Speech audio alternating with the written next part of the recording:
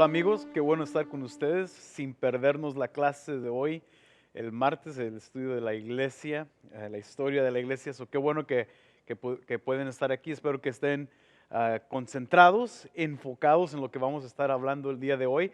Va a ser un poco más difícil porque no estamos en un salón y va a haber muchas distracciones. Tal vez tu teléfono va a sonar, tus hijos van a estar corriendo, cosas te van a querer distraer. Te sugiero que intentes lo más posible a estar solo o con tu pareja, pero con el enfocado, porque lo que vamos a tocar hoy va a ser un poquito difícil y muy extenso. Bueno, o un poquito más detallado de lo normal, porque lo estamos haciendo en este formato.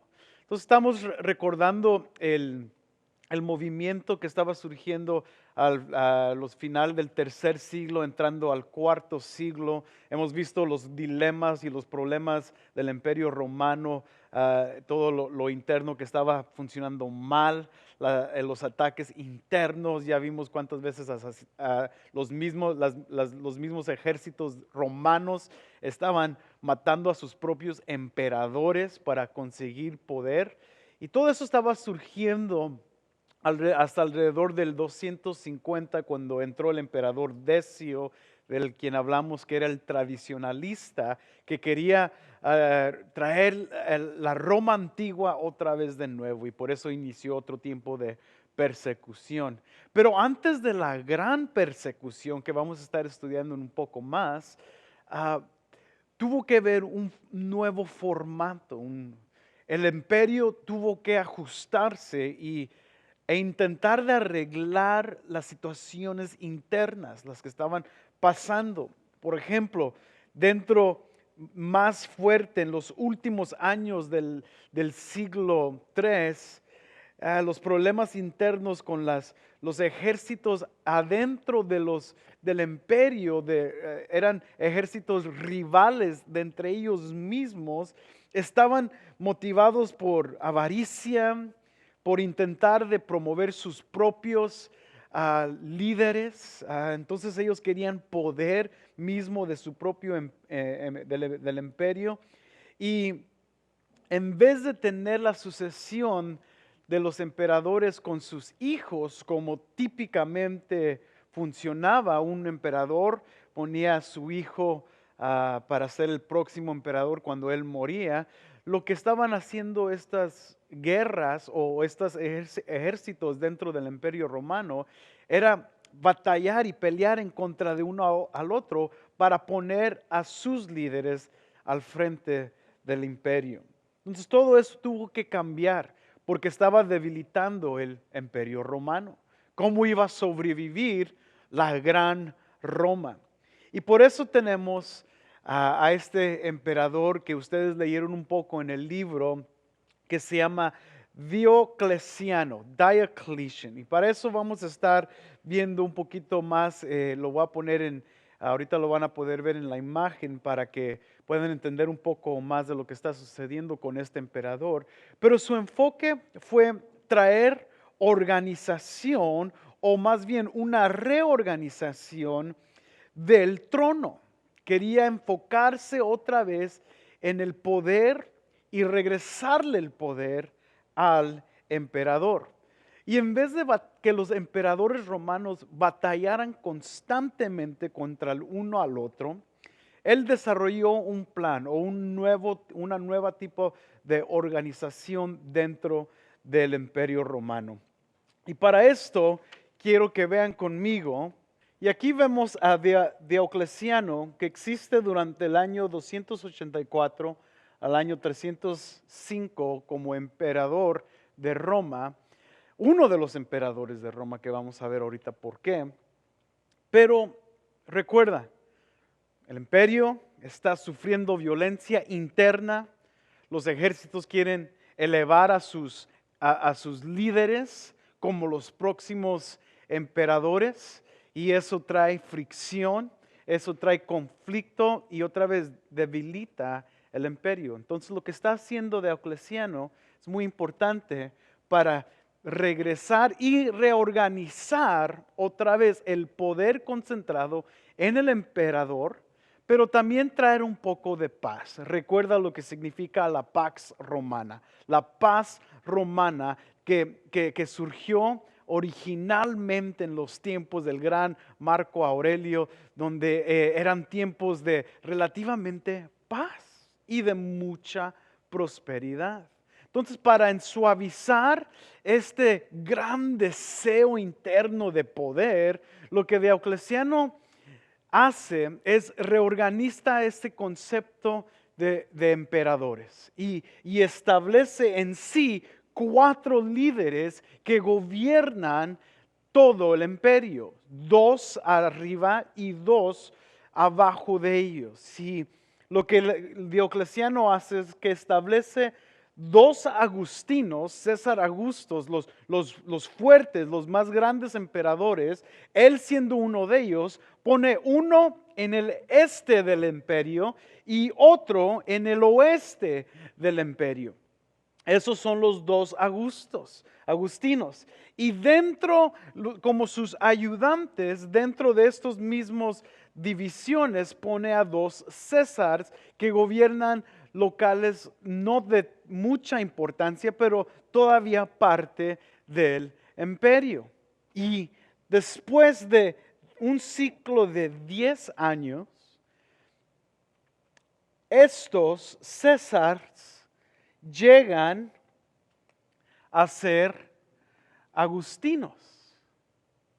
Y ellos ya se retiran o en su muerte pues fallecen, pero ellos toman su lugar. Ahora, ¿por qué es importante eso y por qué es una buena idea de acuerdo a Diocleciano? Porque los legendarios que gobernaban a muchos soldados, estos grandes líderes que tenían a su cargo muchos ejércitos o muchos soldados, ellos un día u otro podían llegar a ser César. En sí, lo que está sucediendo aquí es que las personas que están mostrando gran ímpetu de liderazgo van a tener su tiempo en el reinado. No todos van a ser emperadores, solamente aquellos que sí son líderes, o sea, buenos líderes. Y así los ejércitos no tienen que estar batallando para promover a su propio líder, sino que ya sus líderes va a llegar el momento donde todo el imperio los va a reconocer y les va a subir o los va a subir a César y eventualmente, ¿qué es lo que va a suceder? Después de 10 años de estar aquí, van a poder llegar a reinar sobre todo el imperio. Ahora, desde el oeste a este, Diocleciano se pone en la más importante parte del imperio. Ustedes van a poder examinar su mapa que hemos estado viendo durante estos tiempos en clase, los mapas del oeste, y van a poder ver las ciudades y los lugares de alta influencia. Y es muy importante que sigan estudiando sus mapas porque les di 5 ciudades de mucha importancia para que puedan identificar dónde están localizadas, especialmente si están en el oeste y este, porque eso va a ser muy importante durante todo el desarrollo de la historia de la iglesia. De hecho, va a haber una división otra vez dentro de la iglesia, no solamente en el imperio, sino en de la iglesia del este y del oeste. Y es bueno que ustedes conozcan de dónde surgió. Durante este tiempo, sin embargo, la división no es porque están uno contra el otro, sino por facilitar y para tener una mejor organización. Diocleciano, aquí nomás lo puse como Dio, está gobernando en las partes de Egipto, Asia Menor y Pontos, que usted lo puede ver adentro de su mapa. Son lugares muy de gran significancia. Entonces él está en esa parte del imperio y como al centro del este está otro que es el César, que se llama Galerio. No tienen que conocer estos nombres, solamente es bueno poder identificarlos, especialmente Galerio, porque él va a ser el problemático que vamos a estar viendo en la gran persecución. Sin embargo, él está en el área de Macedonia, por arriba de Corintio, por donde están los griegos, casi al centro del imperio. Al lado oeste tenemos a Maximián, que es uno de los agustinos en el oeste. Y él está en la área relativamente de Italia y del norte de África, casi al centro también del imperio, y más al oeste, más separado del resto, tenemos la área de Inglaterra, Francia y España, que están, si estamos viendo el mapa, están más acá en el imperio, y ese es dirigido por otro César que se llama Cloro. No vamos a tener que estudiarlo mucho, solamente quiero que vean la organización que hace Diocleciano para traer paz y estabilidad dentro del imperio. Ahora, ¿qué tiene que ver con la iglesia esto? Porque esto es más bien un poco de historia romana y de organización romana. ¿Y qué tiene que ver con la iglesia? Bueno, recuerda, en cada persecución o en cada etapa de la iglesia encontramos gran contexto que promueve aspectos de persecución. Lo vimos 50 años antes con Decio, y por eso hay muchos mártires en el tiempo de Decio, porque él quiere restaurar a Roma a su original. Diocleciano está haciendo lo mismo, y aquellos que están en contra del imperio o no se doblan al imperio o al emperador, son causa de problema. Y por eso vamos a estar viendo cómo esta organización, especialmente con Galerio, en el año 303, tenemos la gran persecución de la iglesia. Entonces, amigos, llegamos ahora a la parte de la gran persecución del año 303. Y tenemos que recordar, o sea, siempre hubo mártires, siempre hubo muerte, siempre la sangre de los mártires corría por las calles durante el tiempo de Jesús aún. Sin embargo, en la gran persecución vemos algo más intencional. Vemos algo más para erradicar completamente a todos los cristianos, pero aún en su pensar y aún en su intelecto. ¿Y por qué me refiero a la mente? Porque en persecuciones no es solamente necesario matar o perseguir o encarcelar, sino que las ideas de esas personas son las peligrosas, porque los matas a ellos, pero sus ideas siguen adelante. Y es lo que vimos con Decio, y es por eso que Decio decidió, en vez de matarlos, mejor tratar de convertirlos en anatemas, en personas que niegan la fe de Cristo. Y eso era muy importante para el imperio romano. Y durante esta reconstrucción de Diocleciano, vemos que esto empieza a ser una gran realidad. Hoy en día estamos acostumbrados con el internet y una sobreabundancia de información. Pero ponte a pensar, en los años, en el cuarto siglo, tercer siglo, segundo siglo, no es muy fácil retener la información. Escrituras de grandes personas, o sea, son contadas las cantidades que están siendo repartidas por todo el imperio. Por eso muchas de las cartas originales de Pablo no las tenemos, ni los escritos originales de Juan, ni alguno de los apóstoles, porque era muy raro tener una abundancia de estos materiales, porque no estaban en los tiempos cual tú y yo estamos. O sea, es muy fácil para nosotros irnos al internet, meternos a Google y simplemente escribir un nombre, y nos vienen una multitud de información acerca de un tópico. En el siglo IV esto no es el caso. Entonces, una de las cosas que no solamente es perseguir a estas personas que están enseñando para los romanos herejía, sino también destruir su identidad. Y por ejemplo, si vemos aquí, en el año 303 la gran persecución se suelta, como vimos con Galerio, empieza a ver que los cristianos son problemáticos. Otra vez, otro líder romano, otra oposición contra los pobres cristianos que aún estaban sirviendo dentro del ejército romano.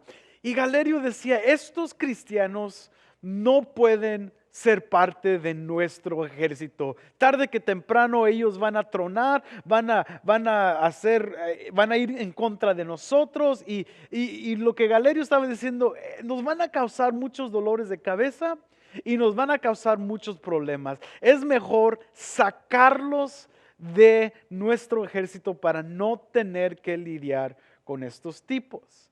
Galerio sigue tomando esta posición en contra de los cristianos hasta que llegamos a Diocleciano y vemos que esto se reproduce a una gran magnitud. Y ahora, en vez de solamente perseguir a los cristianos, 4 edictos en todo el imperio romano se establecen. Edictos son como órdenes del emperador, una orden oficial, un documento oficial que contenía 4 reglas.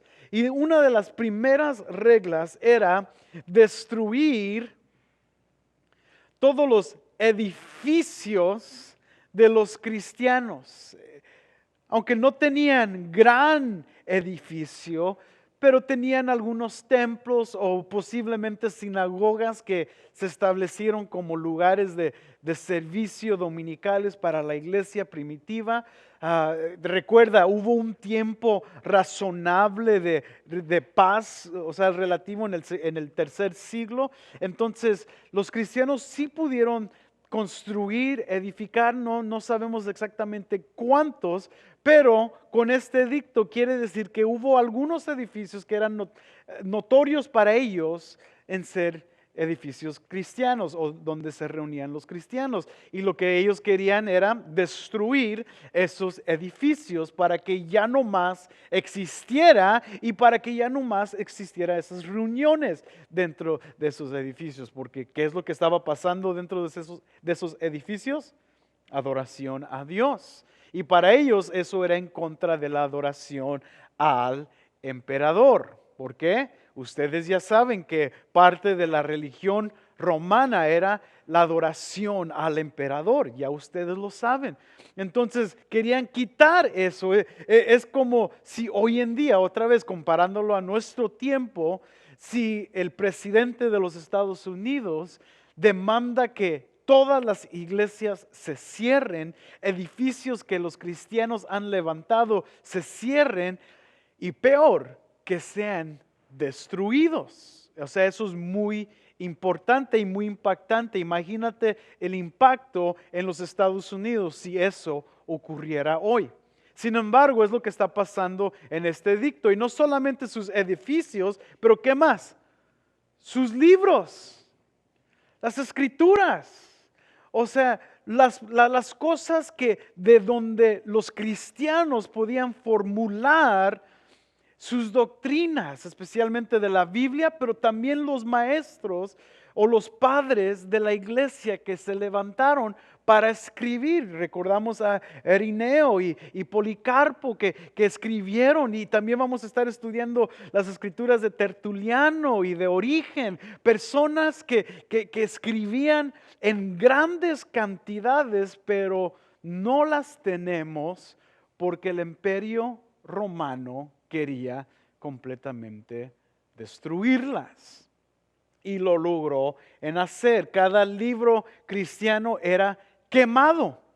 Y si estás conmigo durante la segunda sesión de la historia de la iglesia, durante los tiempos de la Reforma, esto vuelve a renacer otra vez, donde las escrituras de los protestantes son quemadas. Y no solamente eso, pero en el país como España demandaban que las Biblias también que fueron traducidas al español necesitaban ser quemadas. Pero eso ya llegaremos cuando estamos estudiando el siglo XVI, Sin embargo, eso ya estaba ocurriendo en el siglo 3 y 4. Quemaron sus libros, quemaron sus Biblias, las pocas que tenían. O sea, eso no era fácil para copiar una Biblia, no era fácil para tener una gran multitud de Biblias, sin embargo, las encontraban y eran quemadas. Y también lo que está pasando es que están destruyendo su adoración, cómo ellos se expresaban los cristianos. Cuando iban a la corte, tenían que ofrecer sacrificio para que el gobernador escuchara su caso. Si no lo hacían, no lo escuchaba. Entonces, en cada aspecto de su vida religiosa, los cristianos estaban siendo atacados. Y estos edictos llegan directamente al corazón de la historia de la iglesia. Y otra vez, porque es importante el contexto de Roma, porque si no entendemos lo que está haciendo Diocleciano en tratar de restablecer y de reorganizar el imperio, entonces no vamos a entender la completa disgusto en contra de los cristianos. O sea, esto no siempre simplemente es arbitrario en el que no me gusta esta gente y ya, punto, no, sino que tenían sus razones. El segundo edicto que se escribe es que los obispos son encarcelados. Los líderes de la iglesia los meten en la prisión y les dan tortura a cada uno de estos líderes. O sea, esto minimiza el deseo de cualquier otro dentro de la iglesia intentar o querer llegar a ser un obispo o un líder de la iglesia. Lo que ellos estaban tratando de ajustar y de arreglar era cancelar todas sus enseñanzas y todo su fuente de adoración, y también llegar a los que les están enseñando cómo hacerles. Otra vez, si lo ponemos en contexto de hoy en día, los pastores de cada iglesia o presidentes de cada denominación serían encarcelados y torturados hasta que negaran su fe. El pastorado no sería un lugar muy popular. De hecho, todavía no lo es, pero en sí sería un oficio que muchos no quisieran tener porque estaban siendo encarcelados. Estos obispos, el tercer edicto es que estos obispos pueden ser libres si apostataron de la fe. Si ellos se convierten en apóstatas de su fe en sacrificar a los dioses romanos. Entonces, esto es muy importante porque capturan a sus obispos y luego les tuercen la mano para que se conviertan en apóstatas de la fe. Y por fin, hacia todo, los artículos materiales, va en contra de sus líderes, van para tratar de convencerlos que no son, en que nieguen su fe, y luego por fin llegan a todo el público. Todos tienen que sacrificar a los dioses romanos. Esto es la razón por cual la gran persecución es la gran persecución, porque ya en todo el imperio, ahora otra vez, de fuerza viene que los cristianos tienen que doblar su rodilla a otros dioses. Quiero que notes la tónica y el patrón que están siguiendo la iglesia durante estos tiempos. O sea, la iglesia está viviendo los primeros 400 años, casi. Todavía no hemos estudiado el resto del siglo IV y del V, pero casi están viviendo estos relativamente 300 años en constante opresión de fuerzas externas. Nos recuerda a los tiempos de Israel, que eran gobernados siempre por diferentes emperadores. Como iniciamos nuestra clase de historia de la iglesia, el pueblo de Israel siempre estaba bajo ataque por otras personas, y el pueblo de Israel, delante de los ojos de Dios, era siempre los hijos de Dios. Y hoy en día, después del tiempo de Cristo, la iglesia de Cristo todavía sigue siendo constituida de los hijos y las hijas de Cristo Jesús. Y amigo, y esto es muy, muy importante, las palabras de Cristo siempre suenan en alta voz en que Él va a construir a su iglesia. Y eso lo estoy repitiendo continuamente porque la iglesia no la construimos nosotros, sino que Cristo es el que construye a su iglesia. Y hemos visto cómo la iglesia ha sobrevivido a pesar de todas estas persecuciones. Hemos visto el contexto histórico de Roma y cómo liga con el dilema de la iglesia y cómo la iglesia sufre problemas externos. Pero tú y yo sabemos que los problemas externos siempre van a existir. O sea, es parte de la iglesia. O sea, Dios no es para todos en sí. Por eso hay ateos, por eso hay personas que están en contra del cristianismo, etcétera, etcétera. Sabemos que eso siempre va a ocurrir. Pero lo que tú y yo hemos estado estudiando también a la vez es que la iglesia también empieza a sufrir problemas internos. Es decir, la iglesia empieza a interpretar la palabra de su propia manera. Y esto es lo que hemos visto en las clases anteriores.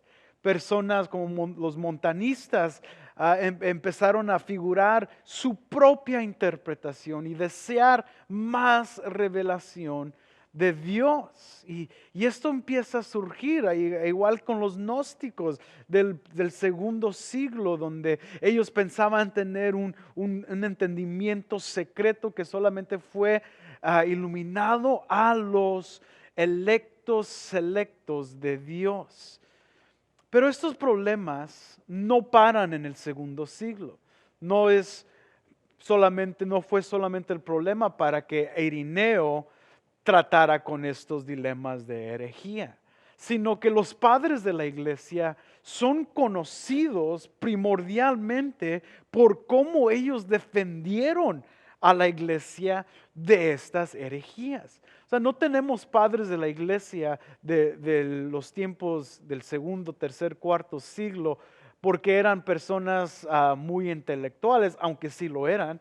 No tenemos padres de la iglesia porque solamente se levantaron y fueron buenos líderes, aunque algunos sí lo fueron, sino porque tenemos algunas de sus escrituras que sobrevivieron por muchos años, en muchos de sus casos, que escribían en contra de las herejías de su tiempo.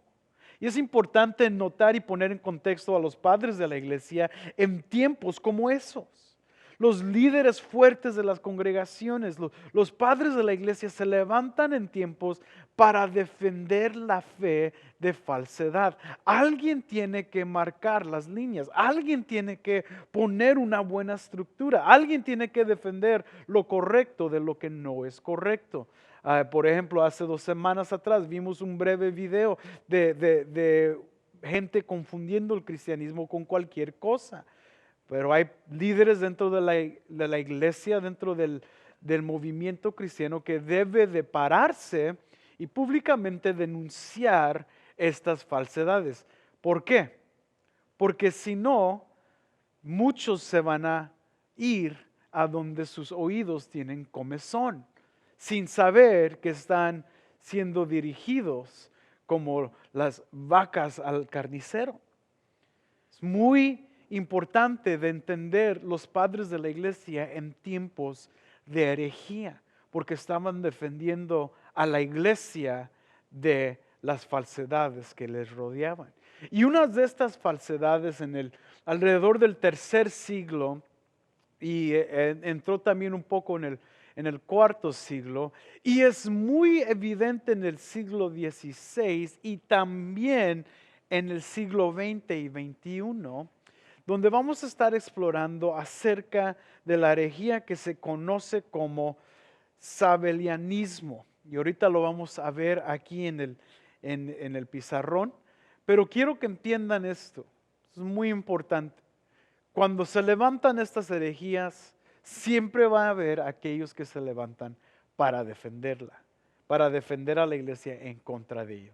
Ahorita vamos a poner un poco de contexto acerca de esta herejía. En una clase futura voy a concentrarme en los concilios de la iglesia, porque hoy no tenemos el tiempo de estudiar el primer concilio de la iglesia, que es el concilio de Nicea del año 325, junto con Constantinio y también otro padre de la iglesia, o considerado padre de la iglesia como Atanasio, que defiende la fe de los arianos. Eso va a ser en sí casi una clase solamente para ellos. Pero vamos a desarrollar eso en un tiempo después para poder pasar un buen tiempo en los concilios de la iglesia. Aunque el concilio de Nicea tomó tiempo en el cuarto siglo, que es el cual estamos estudiando hoy en día, esos siglos, el cuarto y tercero, no lo vamos a tocar a fondo hoy, solamente lo que acabo de mencionar, y lo vamos a dejar para el tiempo donde hablemos exclusivamente de los 7 concilios ecuménicos. Entonces, hoy vamos a concentrarlos relativamente en 2 que fueron contrarrestados por padres de la iglesia. Y el primero que vamos a estar estudiando es Sabellianismo. En inglés se dice Sabellianism. En inglés esto también se conoce como modalism o español modalismo. También se conoce como monarquianismo o monarchianism. Entonces, esto todo tiene que ver con un simple hecho de operación de Dios a través de modos. Por eso a veces les llaman modalismo. O sea que Dios opera en 3 distintos modos. Y ahorita lo vamos a ver más a fondo. Una palabra muy conocida en esta herejía es manifiesta o manifestaciones de Dios. Los modos o las manifestaciones de Dios. O sea, la pregunta en este tipo de herejía, los padres anteriores lidiaron con el dilema de cómo 3 personas pueden ser uno. En sí, este dilema, y durante el siglo 4 y 3, la pregunta realmente es cómo uno, si decimos que somos monoteístas y creemos en solamente un Dios, cómo uno puede ser 3. O sea, no tiene sentido en sí para el que cree en modalismo, y voy a usar mucho más modalismo porque es mucho más fácil para pronunciar, y se conoce más bien en nuestros tiempos como modalism o modalismo. Entonces, este es el dilema que ellos están tratando. Un buen ejemplo moderno de modalismo, y aunque él intentó hace años atrás a distanciarse del modalismo, sin embargo, muchas de sus creencias todavía operan en esto. Muchos de nosotros hemos escuchado de T.D. Jakes, el pastor famoso en Dallas, Texas, de la iglesia que se llama The Potter's House. Muy famoso pastor afroamericano, pero modalismo nace, y recuerden otra vez, si estudian la segunda parte de la historia de la iglesia conmigo, voy a hablar mucho, y cuando lleguemos al tiempo del siglo XX, del nacimiento del pentecostalismo, y dentro del pentecostalismo nacen estas herejías. De hecho, del pentecostalismo tenemos a la iglesia La Luz del Mundo, que sale del pentecostalismo, y también a los unitarios, a los solo Jesús, que relativamente están en este ambiente de modalismo, y es donde sale T.D. Jakes junto con otros pastores que vemos en la tele. El dilema de la herejía del 3er y 4er siglo no se quedó allí, o sea, todavía está presente en el siglo XXI, y es por eso que estudiamos la historia de la iglesia. Ahora, no podemos debatir o no podemos realmente meternos en detalle de la teología, porque Eso sería otro tipo de clase que es la teología histórica, donde podemos estudiar los escritos de cada padre de la iglesia y cómo ellos iban en contra de las personas que abogaban por esto. Eso es nomás solamente un breve resumen de lo que ellos enseñaban, pero sería bueno un día poder llegar poder tener ese tipo de clase de la teología histórica para que lo podamos entender más a su raíz. Recuerda, yo siempre estoy disponible para responder a sus preguntas en esto. ¿Cómo uno puede ser tres? Para el modalista es muy fácil, o lo describen de esta manera. Dios opera a veces como el Hijo, como un modo, aquí está el modo, y a veces opera como el Espíritu Santo, otro modo, o una manifestación. Otra vez, Dios opera como un modo cuando lo vemos en la Biblia como el Hijo.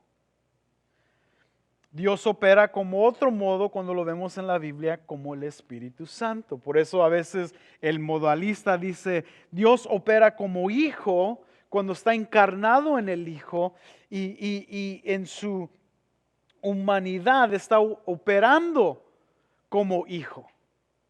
Pero en sí el Hijo no es necesariamente Dios. Es una operación, una manifestación del Hijo. Y de igual manera con el Espíritu Santo. Yo no sé si puedes ver el problema o el dilema en esto, que cuando llegamos al bautismo de Cristo, todos están presentes. O sea, el modalista dice, Dios cuando es el Hijo y ya no es Dios Padre.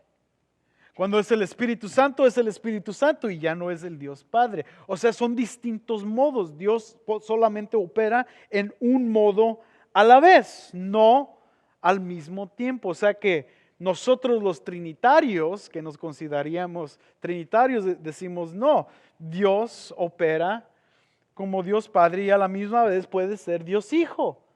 Y a la misma vez puede ser Espíritu Santo. Y esto es muy bueno para que tú empieces a pensar que esto nace en tiempo donde la iglesia está estructurando su propia teología o sus propias doctrinas de la palabra. O sea, eso es nuevo para muchos de ellos. Y no vienen a la luz hasta que gente empieza a enseñar cosas distintas y cosas que no suenan correctas, donde padres de la iglesia tienen que poner el freno y decir, güey, eso no está bien, vamos a regresar a la palabra de Dios y encontrar la mejor manera para describir esto. Entonces, este tipo de dilema y de herejía empezó a salir a luz en el tiempo del tercer y cuarto siglo. Y pongan mucha atención porque esto lo va a poner en el examen que van a tener al final y también para resumir. Otro es la herejía que se conoce como patripacianismo, si lo puedes decir, patripacianism. Y ahí encuentras la palabra pasión, donde habla del sufrimiento de Cristo. Pero ellos enseñan que Dios sí estaba completamente encarnado en el Hijo, de cierta manera utilizando este concepto de modalismo, y Dios como Hijo, en el cuerpo del Hijo, Dios el Padre sufre. Ahora, si te estás rascando la cabeza pensando, ¿qué no es lo que nosotros creemos? O sea, que Dios sufrió en en la cruz. Bueno, tú y yo lo entendemos, sí, porque el Logos es Cristo, Cristo es Dios, Dios, todo es Cristo. Nosotros sabemos que eso es parte de la Trinidad. Dios es encarnado en Cristo Jesús. Pablo lo describe, hemos visto la gloria de Dios en el rostro de Jesús. O sea, entendemos que eso es una realidad. Sin embargo, Dios Padre no es Dios Hijo. Y para el Trinitario eso es ya algo que deberíamos de saber. Y lo vamos a empezar a formular. Y esto también la historia de la iglesia nos demuestra nuestras debilidades en ciertos aspectos de nuestra teología. Si estás como titubeando en esto, es muy bueno que pongas a pensar, que te pongas a pensar un poco más y estudiar un poco más acerca de la Trinidad. Pero Dios el Padre no es Dios el Hijo, e igual que Dios el Hijo no es Dios el Padre. Dios el Padre no es Dios Espíritu Santo, ni Dios Hijo es Dios Espíritu Santo, sino que todos son individuos representados en la esencia y la sustancia de Dios. Y ahorita Tertuliano nos va a ayudar a entender eso un poco mejor. Sin embargo, no podemos decir que el Dios Padre está en la cruz sufriendo, porque Dios Hijo está orando a Dios Padre. Aunque son la misma esencia, son distintas las personas, no modos como lo enseña el modalismo, pero tampoco como los que enseñan esta falsa herejía que el Dios Padre es el que está sufriendo en la cruz. Y ahora recuerda, no es una clase de teología histórica, solamente una breve introducción al pensar de estas herejías. Ahora, en ese contexto de herejía, encontramos a uno de los primeros defensores en contra del modalismo, que se llama Tertuliano, uno de los padres de la iglesia que ustedes probablemente han oído, escuchado, tal vez a la distancia, pero tienen un conocimiento acerca de él. Increíble, él es de Cartago y ya ustedes deben de saber dónde está ubicada esa ciudad en el mapa, y sin ver su mapa pueden contestar dónde está la ciudad de Cartago, en el oeste o en el este. La respuesta es, espero que la hayan conocido. Él es parte de Cartago y como uno de los mejores escritores del latín del tiempo. Mucha buena información viene de sus escritos del latín, aunque no tenemos mucha de ella, pero vemos su intelecto allí.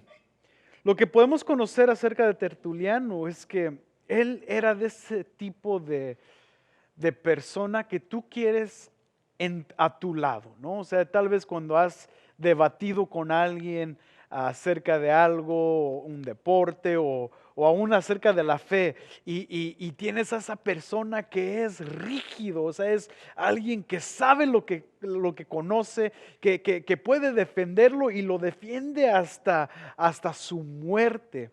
O sea, este es el tipo de personaje que es Tertuliano. En sí, en inglés decimos, he's a no nonsense type of guy. Es alguien que no le importa estar jugando, perdiendo el tiempo. Él quiere ir a la raíz. Y cuando ve que la ortodoxia está puesta a la prueba, él se levanta para defender en contra de esto, para levantar la ortodoxia. La ortodoxia en sí es lo aceptable en la fe cristiana, las doctrinas claves de la fe cristiana. Esa es ortodoxia que decimos a veces, ortodoxia, ortodoxia, en cual nosotros caminamos o debemos de caminar. Y hay aquellos que se oponían a ese tipo de pensar. Pero esto también tuvo sus dilemas. Tú y yo sabemos que personajes así, tan vigorosos y tan fuertes, a veces llegan hasta un extremo. y ahorita vamos a hablar un poquito más de ese extremo. Sin embargo, él escribe profundamente, no solamente en contra de los que atacaban a la iglesia, pero también al imperio romano. Ahora no es para que sepas qué tipo de personaje estamos tratando. Alguien que se atrevió a debatir y a escribir en contra del mismo imperio romano, dejándoles saber que dejen de perseguir a los cristianos. Los cristianos eran parte algunos del ejército. Los cristianos estaban cumpliendo con sus deberes como ciudadanos, especialmente estaban pagando sus impuestos. Y los cristianos estaban orando, como el apóstol Pablo demandó de ellos que oraran por el emperador. O sea que ellos estaban al lado del imperio. Los apóstoles nunca escribieron en hacer guerra contra el emperador. Recuerda, Nerón fue el que es muy probable que mató al apóstol Pablo. ¿Y qué escribe Pablo? Oren por los que los persiguen, oren por sus gobernantes, oren por los que están en posiciones altas del gobierno. O sea que Tertuliano entendía que el cristianismo no estaba atacando el imperio romano, sin embargo, estaba haciéndoles un favor en orar por ellos. Sin embargo, Tertuliano llega a un extremo al final de su vida cuando llega a caer en la herejía de los montanistas. Y ahora, ponte a pensar, ¿por qué crees que Tertuliano cae con el grupo de herejes de los montanistas? Ponte a pensar ahí debate entre ti mismo, o mándale un texto a alguien más de la clase o con tu esposo, con tu esposa, si está ahí. ¿Por qué crees que le apeló el estilo de los montanistas? Ponle pausa aquí para que lo puedas experimentar o hablar. Ok, ya que hemos regresado de la pausa, si lo hicieron, tal vez no lo hicieron, pero si no lo hicieron, háganlo ahorita para poder seguir adelante. Entonces, si regresamos ya de la pausa, tal vez algunas de sus respuestas eran porque quería juntarse con las profetas que estaban con los montanistas o no sé qué otra respuesta tienen. Pero recuerda que los montanistas se separaban del mundo y vivían vidas rigurosas, tipo ascetismo también, en su estilo de vida. Ayunaban mucho, eran personas que oraban mucho, muchas veces por día. Y esto le apeló a Tertuliano, especialmente siendo el tipo de persona quien él fue. Y esto por eso fue muchos años de debate si incluirlo adentro de los padres de la iglesia o no.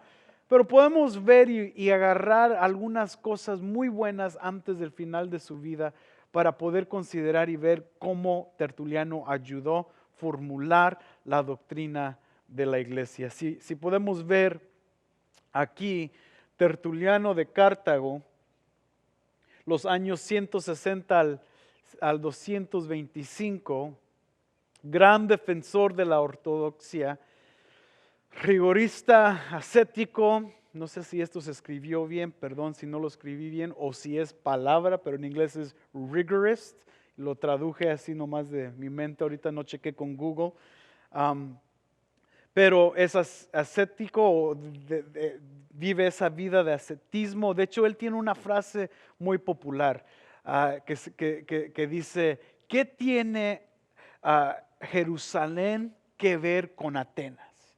O sea, en lo que está diciendo es, ¿qué tiene que ver la gente santa de Dios que ver con los filósofos de los griegos? O sea, no tenemos nada que ver. O sea, él siempre estaba separando la iglesia del mundo porque el mundo era el mundo de las tinieblas y la iglesia no tenía nada que ver con el mundo. Entonces él era muy enfático en eso y por eso escribía mucho y sus escritos eran también para la práctica de la vida cristiana. Eso lo vemos en las escrituras de Tertuliano.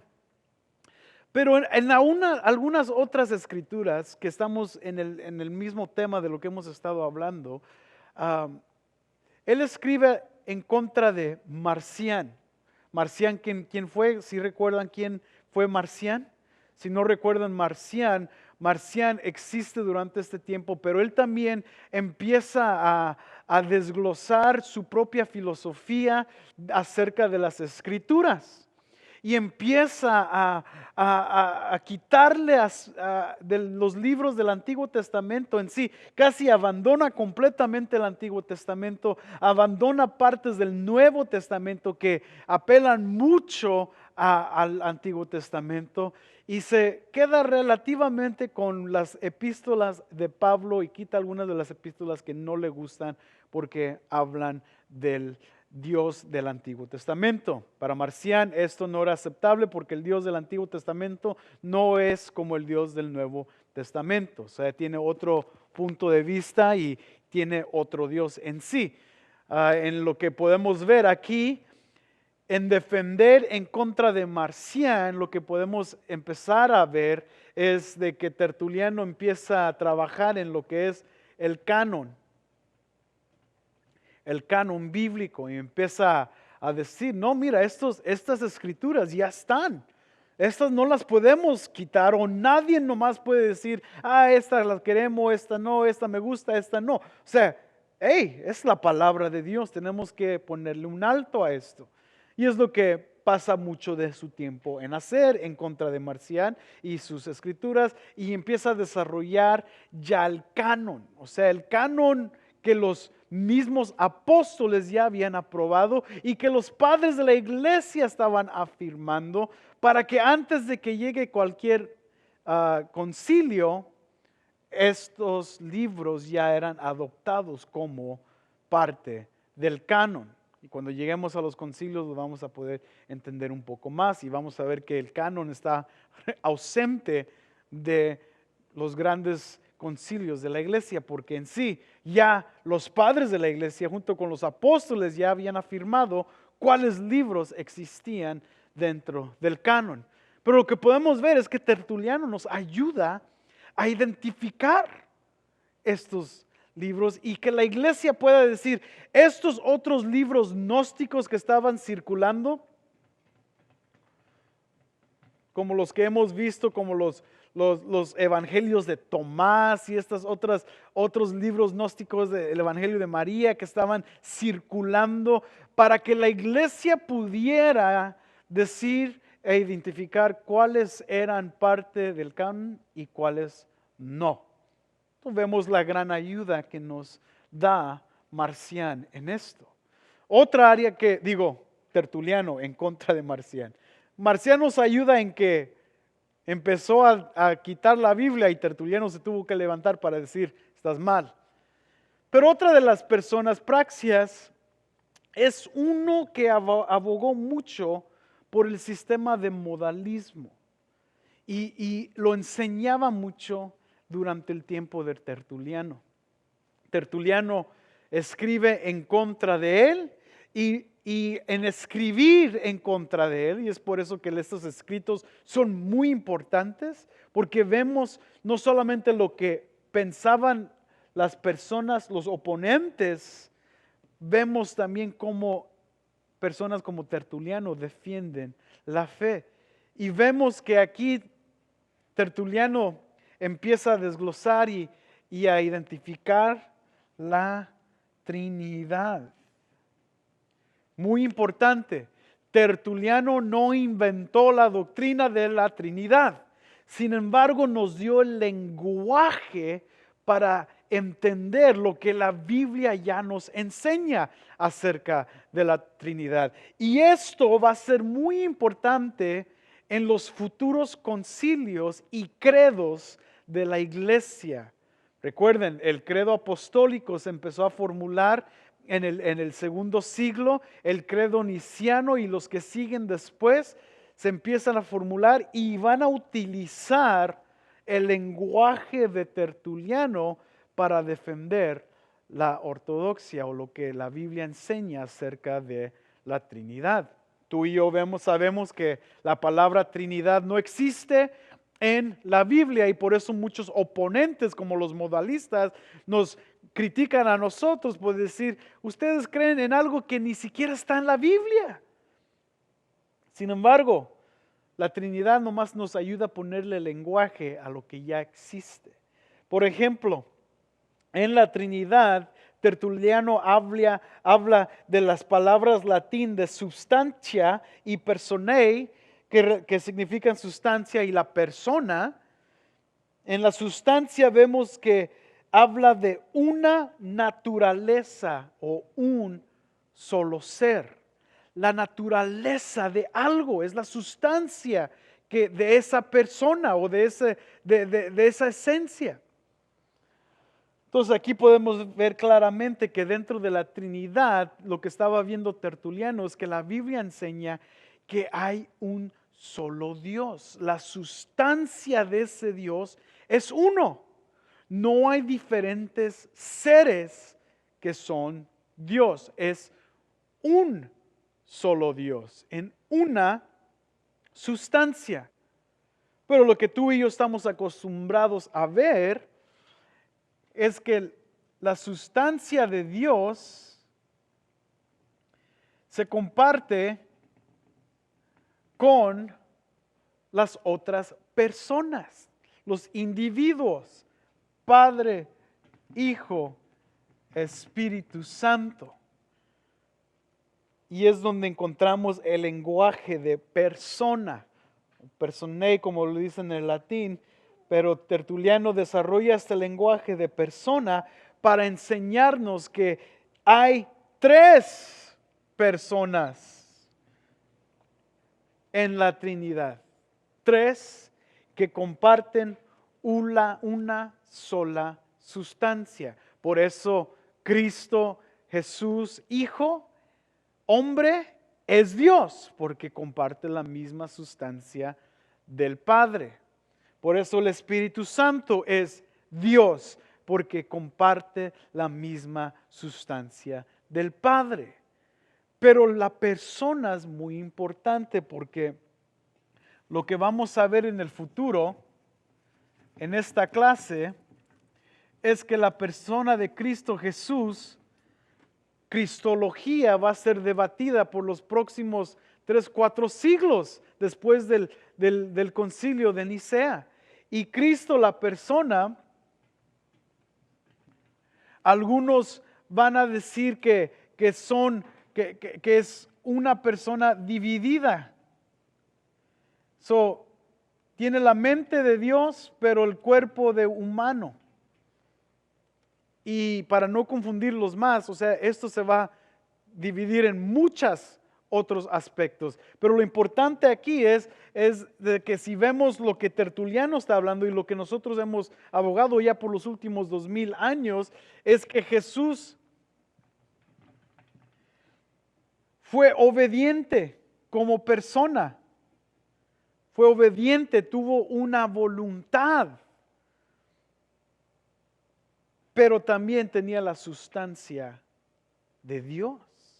Por eso en Filipenses leemos que Él se despojó de su deidad, no que la dejó o la abandonó, sino que Él la pudo hacer un lado, no la tenía que, no le llamó para ayudarlo en los tiempos difíciles. Y por eso Jesús lo vemos que dormía, vemos que Él no sabía la hora de la segunda venida. Él tenía una persona. Él era una persona con una voluntad, pero con una esencia también. Y esto lo vamos a desglosar mucho más cuando lleguemos a los concilios y los aspectos de cristología, pero es importante ver que esto tiene que ver con cómo Tertuliano desarrolla su concepto de la Trinidad. El próximo padre de la iglesia también que quiero explorar es Orígenes. Y al igual que Tertuliano, Orígenes también tenía muchos problemas, pero no quiero minimizar los avances profundos que él tuvo en el aspecto en defensa de la iglesia. Sin embargo, como muchos de nosotros no somos perfectos y a veces extremos nos llevan a lugares donde no deseamos estar. Pero también si pensamos que no podemos aprender de ninguno de estos padres de la iglesia, también es ser un poco egoístas y decir que no, nosotros nomás queremos aprender de los perfectos. Y pues eso nunca es el caso, especialmente cuando llegamos al tiempo de la Reforma con personajes como Lutero o Calvino, que tuvieron de hecho muchos problemas también en ellos, en su reputación, en cómo ellos manejaron asuntos con personas que ellos no consideraban parte de la iglesia. Entonces, aprender es bueno, saber qué aprender de cada individuo es bueno. Y Orígenes como Tertuliano tuvieron muchos problemas y algunos no los quisieron adoptar adentro del canon de padres de la iglesia, tuvieron que batallar un poco, pero muchos los consideran como buenas personas a estudiar. Sin embargo, hay que ser muy sabios y también saber cuáles son las áreas donde nos separamos de ellos. Orígenes creció en un hogar con padres cristianos.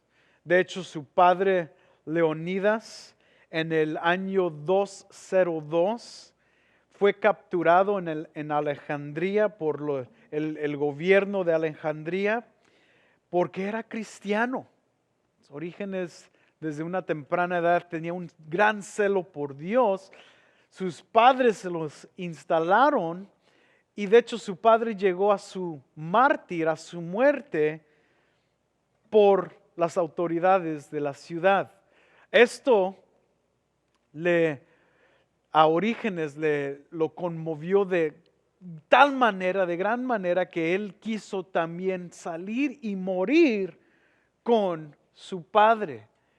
Y hay historias populares, tradiciones que se cuentan de la vida de Orígenes, que en una de estas ocasiones él quería ser capturado por las autoridades para morir como su padre, pero su mamá le quitó toda la ropa para que le diera vergüenza salir desnudo. Es increíble saber que quería morir para Cristo, pero no quería salir desnudo a la calle. Si es cierto o no, lo que sí sabemos es que esto lo mantuvo vivo para poder avanzar y ayudar a la iglesia a formular también asuntos doctrinales. Orígenes, lo vamos a estar viendo, es un tipo de teólogo pionero y ahorita vamos a explicar por qué. Es una de las personas que empieza a organizar el pensar de la iglesia y en eso tiene mucho buenas cosas que podemos también imitar y evaluar de cómo él quiso organizar a la iglesia en estos asuntos, especialmente sus asuntos doctrinales. Mientras que él estaba en Alejandría, él vivía dentro de una comunidad cristiana y aprendió debajo Clemente de Alejandría a la misma vez, en esa academia cristiana de Alejandría. Ahí es donde aprendió el griego y también la filosofía griega. Ahora, él y Tertuliano en eso no se ven de ojo. Recuerda lo que dice Tertuliano, o sea, ¿qué tiene Jerusalén que ver con Atenas? Y Orígenes está estudiando esto profundamente. Él en la tradición que encontramos de muchos de los escritos acerca de Orígenes, es increíble ver el tipo de persona que él es. Cuando él lee la escritura, y esto tiene que ver mucho con lo que vamos a estar estudiando de su vida, pero cuando él lee la escritura en Mateo capítulo 19, versículo 2, cuando Jesús es bien severo con el pecado y dice, quítate el ojo, quítate la mano si es necesario, es creído por muchos de las personas, incluyendo Eusebio de Cesarea y algunos otros historiadores, que Orígenes se castró cuando él leyó este versículo. Él mismo se castró. Claro, mucho después se arrepiente de ver interpretado de la manera que él interpretó el pasaje, pero ya it was too late. El hecho se hizo. A temprana edad de los 17 años, él entra a los catecúmenos, donde estudiamos esto, eran los primeros 3 años de la vida de aquellos que querían ser discípulos de Cristo y entrar a la fe cristiana. Y él fue el maestro a los 17 años de edad. O sea, esto nos da un entendimiento de su intelecto y cómo él razonaba. A los 17 años de edad, él entra a ser maestro en los catechumens, en los catecúmenos de la iglesia primitiva, a enseñar. Claro, él quería avanzar mucho más y mucha más profundidad adentro de sus enseñanzas, pero empezó a tener problemas con el obispo de Alejandría, Demetrio, y no lo dejó y no lo permitió. Entonces ahí empezamos a ver un poco de fricción entre él y el maestro que lo trajo a la escuela. No Clemente de Alejandría, Demetrio, el obispo. Después de tener estas fricciones, él sale a caminar tipo áreas misioneras o donde pudo caminar y pasar diferente tiempo en diferentes ciudades, aprendiendo de los grandes cristianos en su pensar y también de personas paganas. O sea, él estaba aprendiendo de los grandes cristianos y de maestros paganos. En sí, lo que él estaba haciendo en estos viajes, a veces misioneros y a veces solamente viajes para aprender, era desarrollar y también a la misma vez enseñar a las iglesias en diferentes partes del imperio asuntos doctrinales. Y es por eso que mucha de la iglesia en el 3er siglo miraban y lo buscaban para que él pudiera aclarar ciertos asuntos doctrinales. Era un maestro, él era el teólogo de la iglesia del 3er siglo. Tanta fue su influencia que cuando llegó a Cesarea, el que estaba delante de la iglesia en Cesarea lo consigue y lo ordena adentro del presbiterio de Cesarea. Ahora, Demetrio en Alejandría no le gustó esto. O sea, en primer lugar, no estaba dentro de la ciudad de Alejandría. ¿Cómo es que va a ser parte y va a servir del presbiterio de otra ciudad y de otra iglesia? ¿Y por qué creen más que no lo quiso permitir que fuera presbiterio, un presbútero? Porque se castró.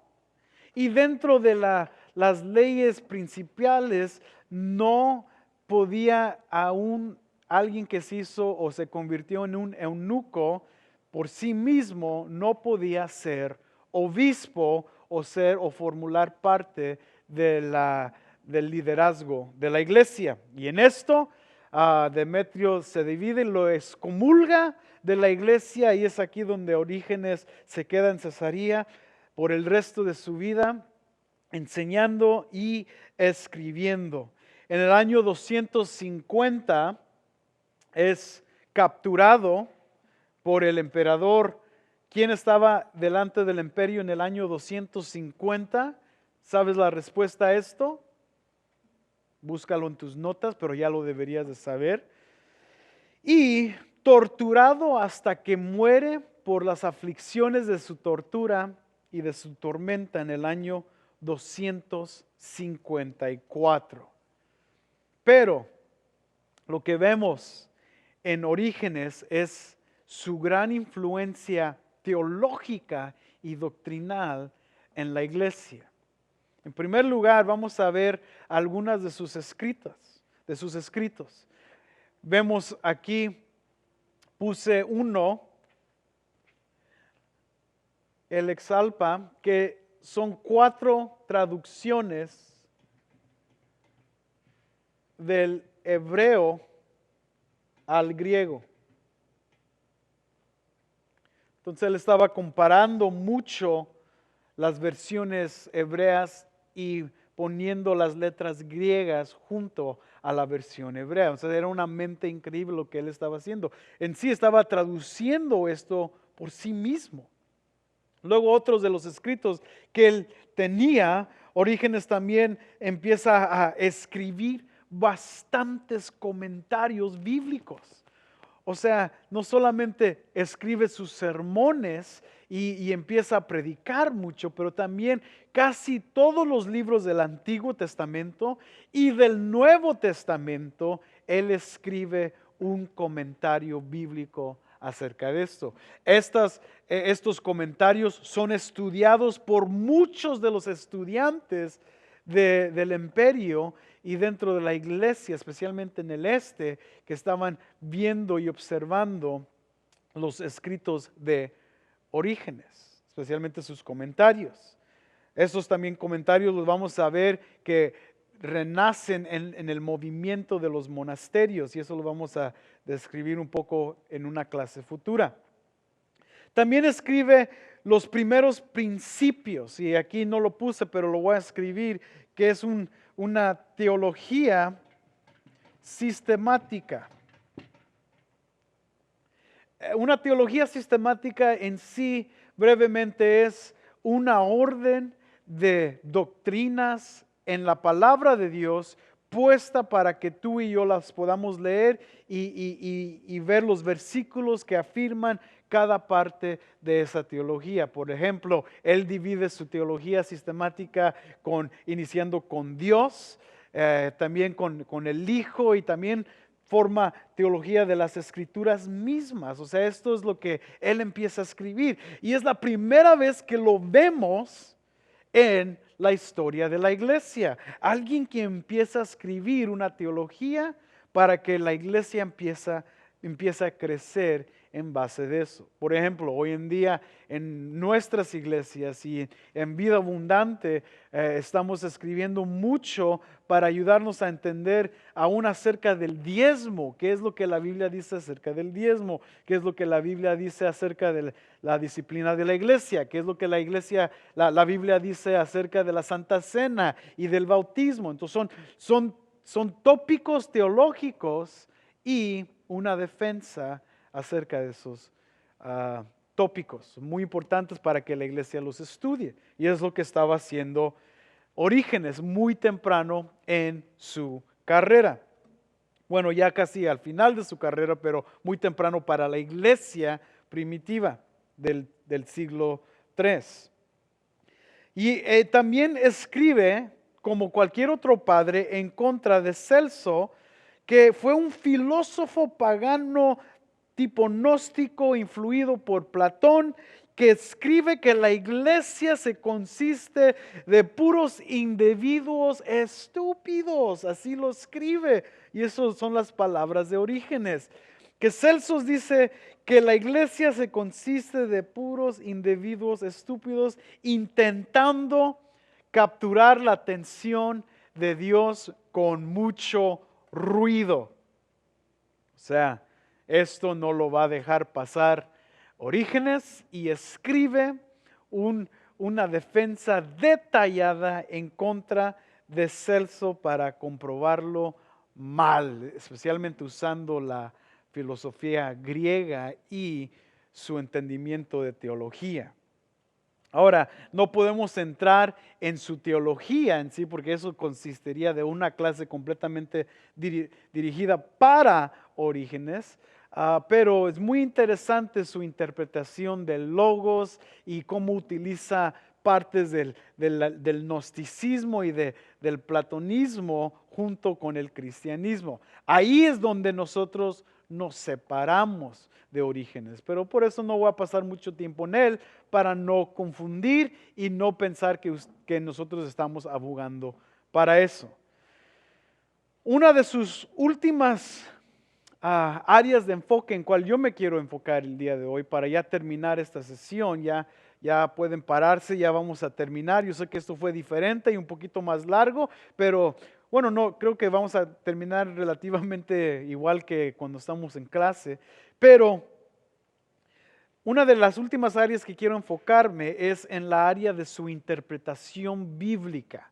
¿Cómo Orígenes interpretó la Biblia? Porque esto va a ser un punto también de división o de separación con dos escuelas diferentes. Creo que al inicio yo dije el este, pero realmente los escritos de Orígenes fue parte en el este, pero también muy influyentes en el oeste. Y va a haber otro tipo de escuela en el este que van a combatir juntos uno con el otro.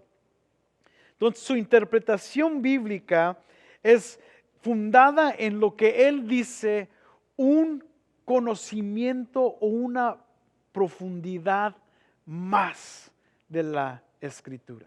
O sea, una interpretación más profunda. Tiene que haber una profundidad más que lo que vemos a la superficie. O sea, hay una interpretación más profunda y es donde encontramos que él empieza a usar este concepto de alegoría. Alegoría, ahorita lo voy a tratar de definir y voy a dar un ejemplo de esto, pero en sí, la alegoría en lo que él describe tiene dos niveles de interpretación. El nivel uno, que es el obvio, literalmente lo que dice la escritura, pero otro que tiene un significado más profundo y de hecho de ahí derriba otras cuantas.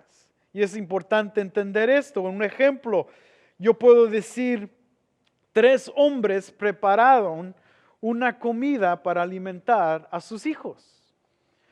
Una interpretación literal es, 3 hombres prepararon la comida o la cena para darle de comer a sus hijos.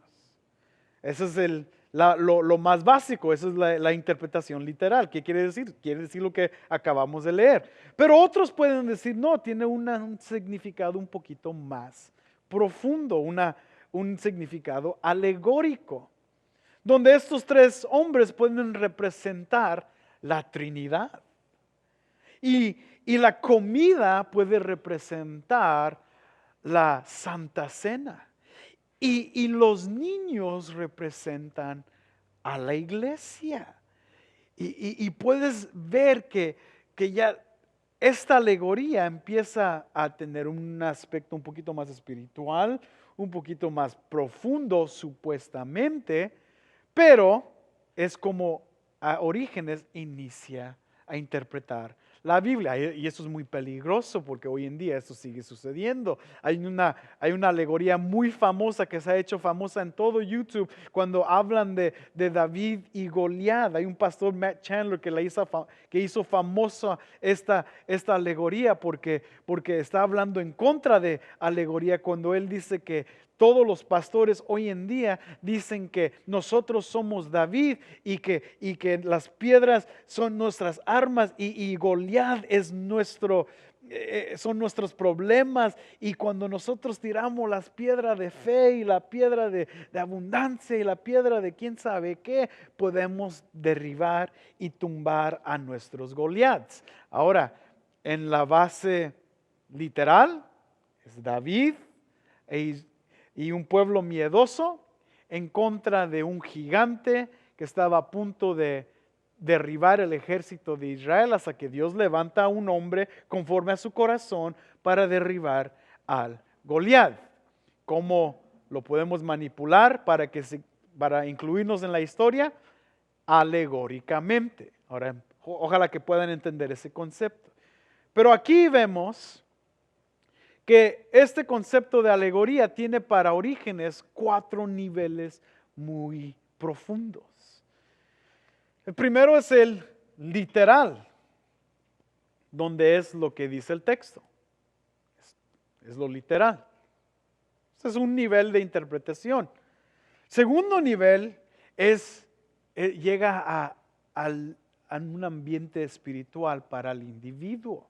O sea que todo esto tiene que ver con la interpretación bíblica y llega a un nivel espiritual del individuo. ¿Qué significa para el individuo espiritualmente? Cuando leemos algo, ¿cómo lo podemos aplicar a nuestras vidas espiritualmente? Y luego tiene otro nivel espiritual para la iglesia.